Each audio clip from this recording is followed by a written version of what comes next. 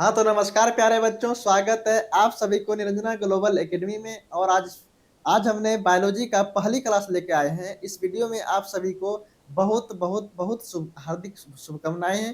ठीक है, ये आपने ये क्लास 10th का बायोलॉजी हम लोग पढ़ने वाले हैं, जो कि बिहार बोर्ड है ना, जो कि किसमें पढ़ने वाले हैं, बिहार बोर्ड मैट्रिक परीक्षा 2026 में जो बच्चा एग्जाम देने वाले हैं। चैप्टर आपका क्या है, 1। चैप्टर कौन सा आपका, चैप्टर 1 है। इसमें देखने वाले हैं बायोलॉजी, जिसका नाम क्या है, जैव प्रक्रम यानी कि लाइफ प्रोसेस। इस वीडियो में हमने केवल क्या देखने वाले हैं, ऑब्जेक्टिव। क्या देखने वाले हैं, ऑब्जेक्टिव देखेंगे। तो इसे सबसे पहले अपने दोस्तों में शेयर जरूर करेंगे, ठीक है। शेयर करेंगे अपने दोस्तों में, ताकि है ना ऐसा क्वेश्चन इसमें लाए हैं कि यानी कि ऑल पीवाई क्वेश्चन है इसमें, कि जो आपके एग्जाम में पूछा गया क्वेश्चन है और पूछने की 100% गारंटी है, क्योंकि ऐसा ही क्वेश्चन आपके एग्जाम में आता है बायोलॉजी से। ठीक है, तो आ जाइए हमने शुरू करते हैं वीडियो को। सबसे पहले आपका है ये, आगे बढ़ने से पहले गणेश जी का आशीर्वाद ले लेते हैं, फिर आगे बढ़ते हैं। ठीक है, अगला क्वेश्चन सीधे चलते हैं क्वेश्चन पर, कि प्रकाश संश्लेषण द्वारा किसकी प्राप्ति होती है ना, किसकी किसकी प्राप्ति होती है।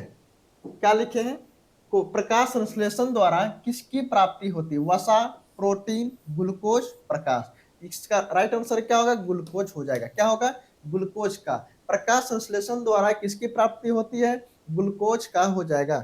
अगला सवाल है आपका, प्रकाश संश्लेषण में ऑक्सीजन का मूल स्रोत क्या है। यानी कि प्रकाश संश्लेषण में ऑक्सीजन का मूल स्रोत क्या है, जल, CO2, पर्णहरित, सौर ऊर्जा। तो इसका मूल स्रोत हो जाएगा आपका जल, यानी कि ऑप्शन नंबर ए बिल्कुल राइट आंसर हो जाएगा। ठीक है, अगला क्वेश्चन है आपका क्या, पौधों में प्रकाश संश्लेषण का स्थान है माइटोकॉन्ड्रिया, क्लोरोप्लास्ट, ल्यूकोप्लास्ट, इनमें से कोई नहीं। तो आप लोग जरूर बताएंगे।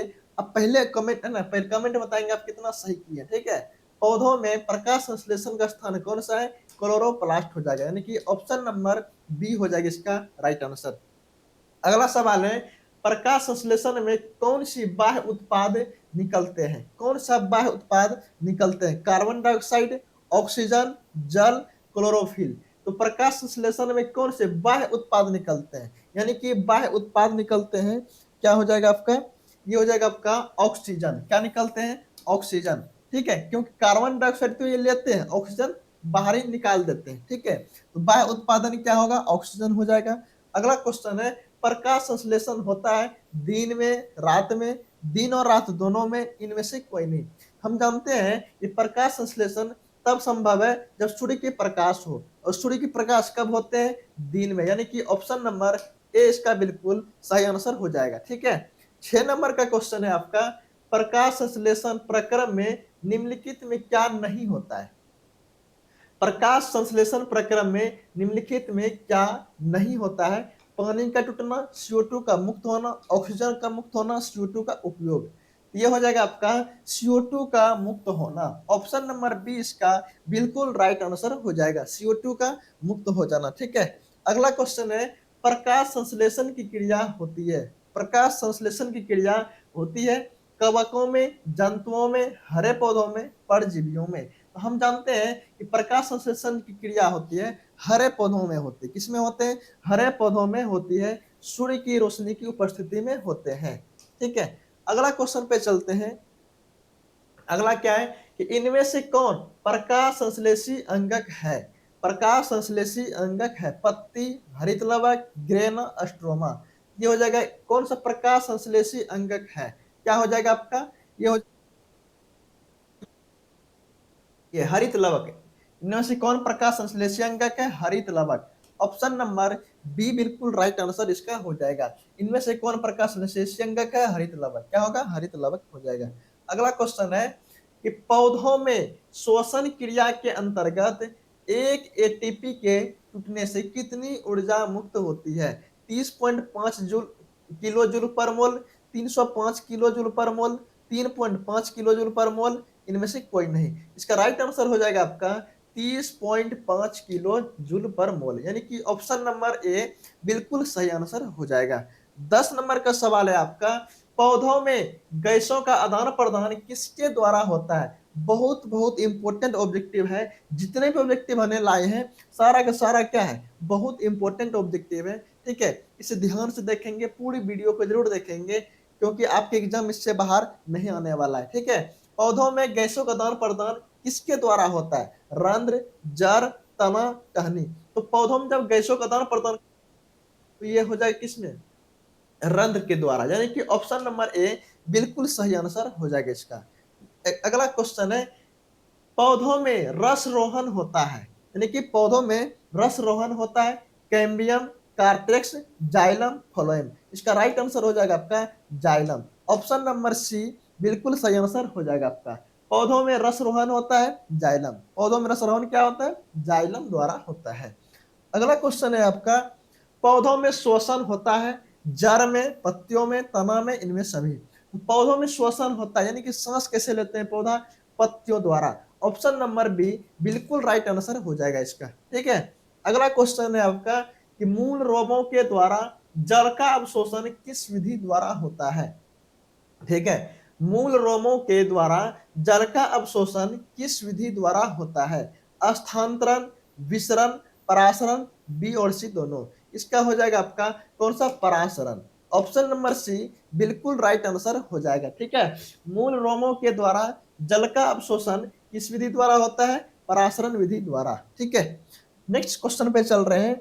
अगला ऑब्जेक्टिव आपका, पौधों में खाद्य पदार्थों का स्थानांतरण किस रूप में होता है? Glucose, sucrose, starch, protein. सबसे पहले क्वेश्चन को ध्यान से पढ़ेंगे कि पौधों में खाद्य पदार्थों का स्थानांतरण किस रूप में होता है? Glucose, sucrose, starch, protein. ये हो जाएगा आपका सुक्रोज, यानी कि ऑप्शन नंबर बी इसका बिल्कुल सही आंसर हो जाएगा। ठीक है, अगला क्वेश्चन चलते हैं कि पौधों और पशुओं की कोशिकाओं का वैज्ञानिक अध्ययन क्या कहलाता है? ध्यान देंगे जरा सा, कह रहा है कि पौधों और पशुओं की कोशिका, यानी कि कोशिकाओं का अध्ययन क्या कहलाएगा? तो कोशिका विज्ञान। क्या कहलाएगा? कोशिका विज्ञान। ऑप्शन नंबर बी इसका बिल्कुल राइट आंसर हो जाएगा। अगला क्वेश्चन है, पौधों में किस क्रिया के द्वारा बाहरी वातावरण से ऑक्सीजन कोशिकाओं को पहुंचाता है?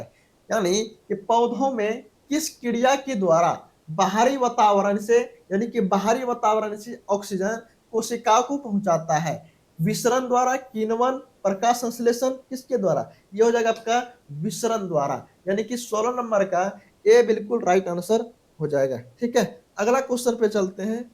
पौधों में उत्सर्जी पदार्थ है, यानी कि कोई भी पौधे हो जो कि हरे पौधे होने चाहिए, इसमें उत्सर्जी पदार्थ कौन सा है? गोंद, टैनिन, रेजिन, सभी।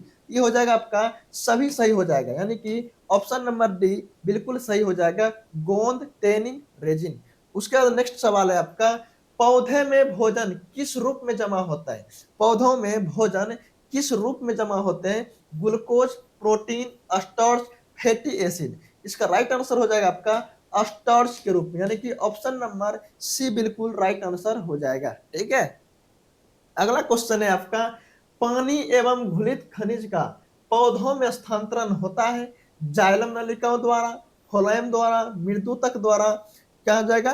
ये हट चली गई हडोतक है ना डोतक द्वारा। क्या हो जाएगा? पानी में पानी एवं घुलित खनिज का पौधों में स्थानांतरण होता है जाइलम नलिकाओं द्वारा। ऑप्शन नंबर ए इसका बिल्कुल राइट आंसर हो जाएगा, जाइलम नलिकाओं द्वारा। ठीक है, अगला क्वेश्चन है आपका क्या, हरे पौधों में पोषण की विधि है। हरे पौधे में पोषण की कौन सी विधि है? प्राणी संभोजी है ना, प्राणी समभोजी, परपोषी, परजीवी, स्वपोषी। जब हरे पौधे की बात हो ना, पोषण की वह विधि जो अपना भोजन स्वयं बनाते हैं, स्वपोषी, यानी कि हरा पौधा क्या होगा? स्वपोषी हो जाएगा। ऑप्शन नंबर डी इसका बिल्कुल सही आंसर हो जाएगा। अगला क्वेश्चन क्या है आपका, किस पौधे में रंग अनुपस्थित होते हैं, यानी कि उसमें रंध्र नहीं पाए जाते हैं? किसमें? आम में, हाइड्रिला, नागफनी, कनेर। इसका राइट आंसर हो जाएगा आपका, जिसमें रंध्र नहीं होते हैं, हाइड्राला, हाइड्रिला, यानी कि ऑप्शन नंबर बी बिल्कुल राइट आंसर हो जाएगा। किस पौधे में रंध्र अनुपस्थित रहते हैं? हाइड्रिला हो जाएगा। ठीक है, अगला क्वेश्चन है क्या रेजिन किस पौधे का उत्सर्जी पदार्थ है? रेजिन किस पौधे का उत्सर्जी पदार्थ है, बबूल, कनेर, पीपल, चीर। तो जब रेजिन की बात होना, ये चीर हो जाएगा। कौन सा? चीर हो जाएगा। ठीक है, रेजिन जब पौधा है ना, इसका चीर जो है, जब सांप काटने से, जब सांप काटने लगा देते हैं, उतना उसका विष नहीं फैलते हैं बॉडी में, यानी कि चीर एक दवाई का भी काम करते हैं, क्योंकि रेजिन नामक पौधे से निकलते हैं। उसके बाद अगला क्वेश्चन है आपका, किसकी उपस्थिति के कारण पौधे का रंग हरा होता है? आप लोग जरूर बता सकते हैं, क्योंकि आप सभी को पता होगा किसके उपस्थिति के कारण पौधे का रंग हरा होता है। क्लोरोफिल के कारण, ल्यूकोप्लास्ट, हाइड्रोक्रोम, इनमें से कोई नहीं। इसका राइट आंसर हो जाएगा क्लोरोप्लास्ट। ऑप्शन नंबर ए बिल्कुल सही आंसर हो जाएगा। किसकी उपस्थिति के कारण पौधे का रंग हरा होता है? ये क्लोरोफिल के कारण।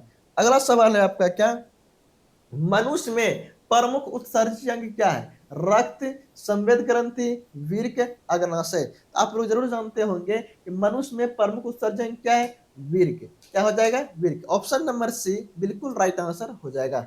अगला क्वेश्चन है, मनुष्य में ट्रेकिया में पाए जाते हैं, यानी कि जो मनुष्य के ट्रेकिया है ना, उसमें क्या पाए जाते हैं? उपास्थि के बने पूर्ण वलय, उपास्थि के बने अपूर्ण वलय, क्यूटिकल के बने पूर्ण वलय, क्यूटिकल के बने अपूर्ण वलय। इसका राइट आंसर क्या हो जाएगा? आप लोग बता सकते हैं। इसका मनुष्य के ट्रेकिया में पाए जाते हैं क्या? उपास्थि के बने अपूर्ण वलय। कौन सा वलय? अपूर्ण वलय याद रखेंगे, उपास्थि के बने अपूर्ण वलय। ऑप्शन नंबर बी इसका बिल्कुल सही हो जाएगा। ठीक है, अगला क्वेश्चन क्या है, मनुष्य में वीर्य निम्न में किससे संबंधित है? वीर्य किस से, श्वसन से, परिवहन से, उत्सर्जन से? ये बिल्कुल डी आंसर हो जाएगा, उत्सर्जन से। क्योंकि अभी जस्ट हमने देखे थे, क्या देखे थे यहाँ पर, कि मनुष्य में प्रमुख उत्सर्जन कौन सा है? वीर्य। मनुष्य में उत्सर्जन कौन सा है? वीर्य। तो मनुष्य में वीर्य क्या हो जाएगा? उत्सर्जन से, उत्सर्जी अंग है। वीर्य क्या है? एक उत्सर्जी अंग है। मनुष्य में वीर्य निम्न में किससे संबंधित है? उत्सर्जन से। किससे? उत्सर्जन से संबंधित है। अगला सवाल है, मनुष्य में वीर्य एक तंत्र का भाग है जो संबंधित है, किससे संबंधित है? पोषण से, श्वसन से, उत्सर्जन से, परिवहन से। यानी कि मनुष्य में जो वीर्य है ना, एक तंत्र का भाग है, किससे संबंधित है? उत्सर्जन से। किससे? उत्सर्जन से संबंधित है वीर्य। ठीक है, नेक्स्ट सवाल है आपका, मनुष्य में श्वेत रक्त कोशिकाओं की जीवन अवधि कितने दिनों की होते हैं? आप लोग बताएंगे कि मनुष्य में श्वेत रक्त कोशिकाओं की जीवन अवधि कितने होते हैं? 12 से 20 दिन, 2 से 3 महीना, 20 से 30 दिन, 4 महीना से अधिक। ये हो जाएगा आपका 12 से 20 दिन होता है। 12 से 20 दिन बिल्कुल इसका राइट आंसर हो जाएगा आपका। कितना? 12 से 20 दिन हो जाएगा। अगला क्वेश्चन क्या है आपका, मनुष्यों में सांस लेने और छोड़ने की क्रिया को क्या कहते हैं? श्वसन, श्वासोश्वास, निश्वसन, निश्वस। ठीक है, इसे क्या कहते हैं? मनुष्य जब सांस लेते हैं और छोड़ते हैं, उसे क्या कहते हैं? उसे क्या कहेंगे? इस प्रक्रिया को हमने कहते हैं श्वासोश्वास। क्या कहते हैं? श्वासोश्वास। यानी कि ऑप्शन नंबर बी बिल्कुल राइट आंसर हो जाएगा। अगला क्वेश्चन क्या है, कि एक स्वस्थ मनुष्य में परकुंचन एवं अनुस्थीलन दाब होता है, यानी कि एक स्वस्थ मनुष्य जो है ना, उसका परकुंचन एवं अनुस्थीलन दाब होता है क्या? 120, है ना? क्या होता है? आप लोग बताएंगे। 120/80, 80/120, 80/100, 72/80। इसका राइट आंसर क्या हो जाएगा?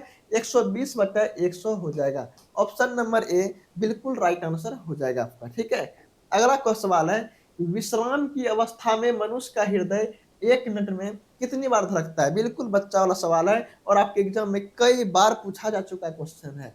विश्राम की अवस्था में मनुष्य का धड़कन कितनी बार धड़कता है 1 मिनट में? 72 बार, 80 बार, 60 बार, 90 बार। कितना बार? ये हो जाएगा 72 बार। यानी कि ऑप्शन नंबर ए बिल्कुल सही हो जाएगा। अगला सवाल है आपका, एक वयस्क मनुष्य के कितने दांत होते हैं? यानी कि एक वयस्क मनुष्य के मुंह में कितने दांत होते हैं? 30, 32, 34, 28। तो सब जानते हैं 32 दांत। कितने होते हैं? 32 दांत होते हैं। एक वयस्क मनुष्य के कितने दांत होते हैं? 32 दांत होते हैं। अगला है आपका, दांत की सबसे ऊपरी परत को क्या कहते हैं? डेंटाइन, इनामेल, अस्थि, क्राउन। तो ये दांत के सबसे ऊपरी परत को कहते हैं। जैसे मान लीजिए ये क्या है? दांत है, ये आपका दांत है। इस सबसे ऊपरी परत को क्या कहते हैं? इनामेल। क्या कहते हैं? इनामेल कहते हैं। और इसके बीच के भाग जो है ना, बीच के भाग जो है आपका, इसे अस्थि मज्जा कहते हैं। क्या कहते हैं? मज्जा कहते हैं। और ये सबसे ऊपरी परत इनामेल, जो कि सबसे कठोर होते हैं। क्या होते हैं? कठोर होते हैं। अगला है आपका मानव मूत्र में यूरिया की प्रतिशत मात्रा कितने हैं? यूरिया कितने हो जाएंगे आपका? 2%। कितना परसेंट? 2% बिल्कुल सही हो जाएगा। लेकिन 96% की अगर बात करें, ये जल हो जाता है। ठीक है, 96% क्या होते हैं? जल होते हैं। मानव मूत्र में यूरिया की प्रतिशत मात्रा कितना? 2% हो जाएगा। और 96% क्या हो जाएगा आपका? जल हो जाएगा। ठीक। अगला सवाल है आपका मानव हृदय घिरा हुआ रहता है किससे? पेरिकार्डियम से, जाइलम से, फ्लोएम से, प्लाज्मा से। तो मानव हृदय जो है ना, ये पेरिकार्डियम से घिरा हुआ रहता है। किससे? पेरिकार्डियम से घिरा हुआ रहता है। अगला क्वेश्चन है आपका मानव आहार नल का सबसे लंबा भाग कौन सा है? छोटी आंत। क्या है? छोटी आंत हो जाएगा। मानव आहार नल की सबसे लंबी भाग छोटी आंत। लेकिन हम आपसे पूछें अगर मानव आहार नल की लंबाई कितने होते हैं? ये हो जाएगा 8 से 10 मीटर। 8 से 10 मीटर होते हैं। मानव आहार नल की लंबाई कितने होते हैं? 8 से 10 मीटर होते हैं। 8 से 10 मीटर होते हैं। ठीक है। और आहार नल की सबसे लंबा भाग छोटी आंत हो जाएगा आपका, है ना। अगला क्वेश्चन है मानव रक्त के 100 ml में उपस्थित यूरिया की सामान्य मात्रा कितने होते हैं? 100 mg, 20 mg, 30 mg, 40 mg। यानी कि मानव रक्त के 100 ml में उपस्थित ये हो जाएगा आपका 20 mg। यानी कि ऑप्शन नंबर बी बिल्कुल राइट आंसर हो जाएगा। अगला सवाल है आपका क्या बबूल के पौधे में मुख्यतः कौन सा उत्सर्जी पदार्थ निकलता है? बबूल के पौधे में मुख्यतः कौन सा उत्सर्जी पदार्थ निकलता है? रेजिन, टैनिन, लैक्टेस, गोंद। ये हो जाएगा आपका ऑप्शन नंबर डी गोंद बिल्कुल राइट आंसर हो जाएगा। बबूल के पौधे में मुख्यतः कौन सा उत्सर्जन पदार्थ निकलता है? गोंद हो जाएगा। ठीक है। अगला है आपका मानव हृदय में कितने कोष्ठ होते हैं? मानव हृदय में अगर बात करें कितने? 4 होते हैं। कितने होते हैं? 4 होते हैं। अगला है क्या मानव गुर्दे का कार्य क्या होता है?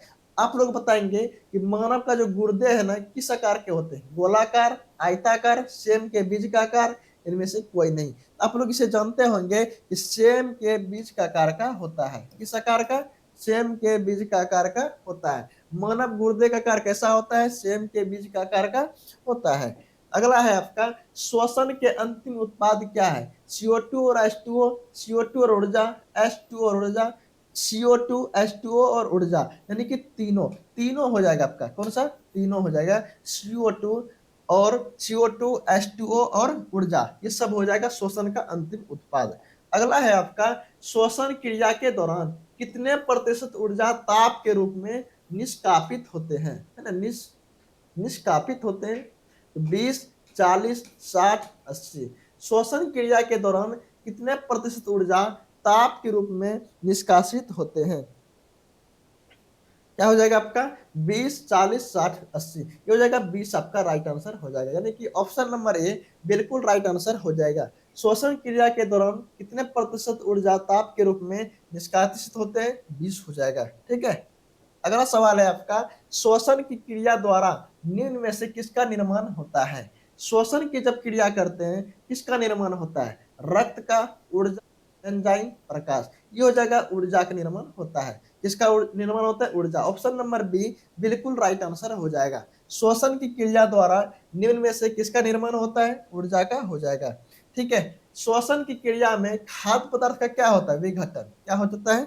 विघटन हो जाएगा आपका। क्या हो जाएगा?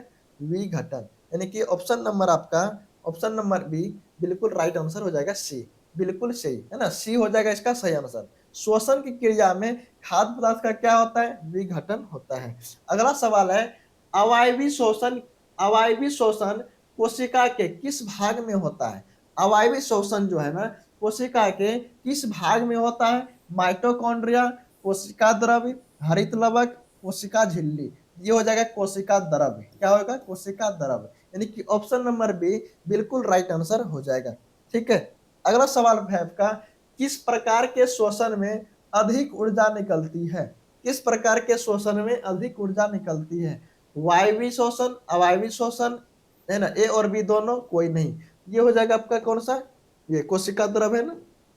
ये हो जाएगा आपका वायवीय शोषण। ऑप्शन नंबर ए बिल्कुल सही हो जाएगा वायवीय श्वसन। किस प्रकार के श्वसन में अधिक ऊर्जा निकलती है? वायवीय श्वसन। कौन सा? वायवीय श्वसन। अगला सवाल है आपका, ट्रेकिया किस जीव का श्वसन अंग है? ट्रेकिया किस जीव का श्वसन अंग है? हाइड्रा, स्टारफिश, काकरोच, पाइला। ये हो जाएगा काकरोच। ऑप्शन नंबर सी बिल्कुल सही हो जाएगा। ट्रेकिया किस जीव का श्वसन अंग है? काकरोच का। ठीक है। अगला है आपका, तिलचट्टा में कितने जोड़े स्वास्थ्य रंध्र पाए जाते हैं? कितने जोड़े? 2, 8, 10, 6, यानी किसका? 6 बिल्कुल सही हो जाएगा। ऑप्शन नंबर डी हो जाएगा बिल्कुल राइट आंसर। ठीक है। अगला क्वेश्चन क्या है, कौन सी बीमारी श्वसन तंत्र से संबंधित है? कौन सी बीमारी श्वसन तंत्र से संबंधित है? डायरिया, निमोनिया, मलेरिया, मधुमेह। तो निमोनिया हो जाएगा आपका। कौन सा? निमोनिया। कौन सा बीमारी श्वसन तंत्र से संबंधित है? निमोनिया। अगला है आपका, मछलियां किस अंग द्वारा श्वसन करती है? फेफड़ों से, ट्रेकिया से, कोशिका झिल्ली से, गिल्स से। ये हो जाएगा आपका गिल्स। ऑप्शन नंबर डी बिल्कुल राइट आंसर हो जाएगा। मछलियां किस अंग द्वारा श्वसन करती है? गिल्स से। ठीक है। अगला है आपका, इथाइल अल्कोहल किस प्रकार के श्वसन से बनता है? इथाइल अल्कोहल किस प्रकार के श्वसन से बनता है? वायवी, अवायवी, ए और बी दोनों, इनमें से कोई नहीं। ये हो जाएगा आपका अवायवी। क्या होगा? अवायवी हो जाएगा, यानी कि 51 का बी राइट आंसर हो जाएगा अवायवी। अगला सवाल है आपका, रक्त क्या है? बताएंगे। रक्त क्या है? तरल संयोजी उत्तक। रक्त एक प्रकार का क्या है? तरल संयोजी उत्तक है। ठीक है। इसका पीएच मान अगर देखें, पीएच का मान देखें अगर, पीएच का मान 7.4 होते हैं। कितना होते हैं? 7.4 होते हैं इसका पीएच मान। रक्त का पीएच मान 7.4। और रक्त क्या है? तरल संयोजी उत्तक है। रक्त किसके कारण लाल दिखाई देता है? हीमोग्लोबिन के कारण ये लाल दिखाई देता है। अगला क्वेश्चन देखते हैं, रक्त इनमें किसकी उपस्थिति के कारण लाल दिखाई देता है? हीमोग्लोबिन। अभी हमने जस्ट बोले थे, रक्त किसके कारण लाल दिखाई देता है? हीमोग्लोबिन के कारण लाल दिखाई देता है। अगला सवाल है आपका, रक्त में शर्करा का स्तर नियंत्रित करता है? यानी कि रक्त में शर्करा का स्तर नियंत्रित करता है रिलैक्सिन, एस्ट्रोजन, प्रोजेस्टेरोन, इंसुलिन। ये हो जाएगा आपका insulin. Option number D option right answer हो जाएगा आपका। ठीक है। डी ऑप्शन सही हो जाएगा। रक्त में शर्करा का स्तर नियंत्रित कौन करता है? इंसुलिन हो जाएगा। ठीक है। अगला है आपका, हीमोग्लोबिन की कमी से कौन सा रंग होता है? आप लोग जानते होंगे हीमोग्लोबिन की कमी से खून, है ना, सॉरी, ये हीमोग्लोबिन की वजह से ब्लड जो है ना लाल दिखाई देता है। तो आपको लगता होगा हीमोग्लोबिन की कमी से पीलिया होता होगा, लेकिन ये गलत है। मधुमेह ये भी गलत है। एनीमिया ये भी गलत है। इसका नाम क्या? एनीमिया है। एनीमिया नहीं, ये एनीमिया बिल्कुल सही हो जाएगा आपका। एनीमिया क्या हो जाएगा आपका? एनीमिया इसका हो जाएगा। हीमोग्लोबिन की कमी से कौन सा रोग होता है? एनीमिया हो जाएगा। अगला है आपका, किस जीव में हीमोग्लोबिन नहीं होता है? ऐसे कौन सा जीव है जिसमें हीमोग्लोबिन नहीं होता है? पक्षी, मक्खी, मनुष्य, इनमें से कोई नहीं। तो मनुष्य का खून लाल होता है, मतलब हीमोग्लोबिन होता है ना। पक्षी का भी खून लाल होता है, इसमें भी हीमोग्लोबिन पाया जाता है। इसका राइट आंसर हो जाएगा मक्खी। क्या होगा? मक्खी। ऑप्शन नंबर बी इसका बिल्कुल राइट आंसर हो जाएगा। अगला क्वेश्चन क्या है आपका, शुद्ध या ऑक्सीजनित रक्त को हृदय से शरीर के विभिन्न भागों में ले जाने वाली रक्त वाहिनियां क्या कहलाते? ये धमनियां हो जाएगा। क्या होगा? धमनियां। जब हमने सांस लेते हैं तो हृदय से शरीर के विभिन्न भागों में कौन पहुंचाते हैं? धमनियां। कौन पहुंचाते हैं? धमनियां पहुंचाने के काम करते हैं। अगला सवाल है, सामान्य अनुवर्ष, है ना, अनुस्थीलन रक्तदाब कितना mm होता है? ये हो जाएगा आपका 80 mm। कितना mm? 80 mm बिल्कुल राइट आंसर हो जाएगा। सामान्य अनुस्थीलन रक्तदाब कितना mm होता है? 80 mm हो जाएगा। ठीक है। अमीबा अपना भोजन कैसे पकड़ता है? उत्पाद के द्वारा। बहुत इंपॉर्टेंट क्वेश्चन है, आपके एग्जाम में कई बार आ चुका है। अमीबा अपना भोजन कैसे पकड़ता है? उत्पाद के द्वारा पकड़ता है। अगला क्वेश्चन है आपका, अमीबा में अधिकांश पोषण कैसे होता है? अमीबा में अधिकांश पोषण कैसे होता है? शाकाहारी, अंतर्ग्रहण, सर्वाहारी, स्वपोषी। ये हो जाएगा अंतर्ग्रहण। क्या होगा? अंतर। ऑप्शन नंबर बी बिल्कुल सही हो जाएगा। ठीक है। अगला क्वेश्चन है आपका, इनमें किसके द्वारा अमीबा भोजन का अंतर्ग्रहण करता है? उत्पाद, यानी कि पहला नंबर का ऑप्शन बिल्कुल सही हो जाएगा। ठीक है। अगला सवाल है आपका, क्या पादप में फ्लोएम संवाहक होता है? पादप में फ्लोएम संवाहक होता है। भोजन, अमीनो अम्ल, जल, CO2। ये हो जाएगा आपका एमिनो अम्ल। क्या हो जाएगा आपका? एमिनो, है ना। पादप में फ्लोएम संवाहक होता है क्या? ये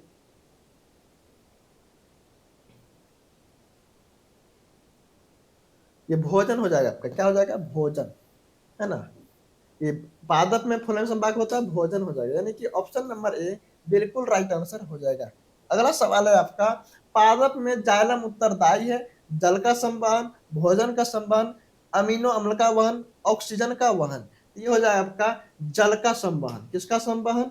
जल का संवहन हो जाएगा। पादप में जाइलम उत्तरदायी है, जल का संवहन। अगला क्वेश्चन है आपका, कौन सा रक्त समूह यूनिवर्सल डोनर के रूप में जाना जाता है? ए, बी, ओ, ए, बी। यानी कि कौन सा ऐसा रक्त समूह है जो कि यूनिवर्सल डोनर, यानी कि सबको सर्वदाता रक्त समूह कहते हैं उसे। ऐसा कौन सा रक्त समूह है जिसे सर्वदाता रक्त समूह कहते हैं? ऑप्शन नंबर सी हो जाएगा, यानी कि ओ हो जाएगा। क्या होगा? ओ हो जाएगा। ठीक है, यहाँ तक हमने अपने लगभग 64 ऑब्जेक्टिव क्वेश्चन किए हैं। आप लोग बताएंगे 64 में आपका कितना सही हुआ है, कमेंट में जरूर बताएंगे। और आपको अगली किस वीडियो में, किस सब्जेक्ट पर, किस टॉपिक के ऊपर वीडियो चाहिए, जरूर कमेंट में बताएंगे, ताकि उस पर हमने वीडियो बना सके, क्योंकि आपका एग्जाम बहुत करीब है। ठीक है, चलिए फिर मिलते हैं किसी नेक्स्ट वीडियो के साथ। तब तक के लिए इतना ही, धन्यवाद।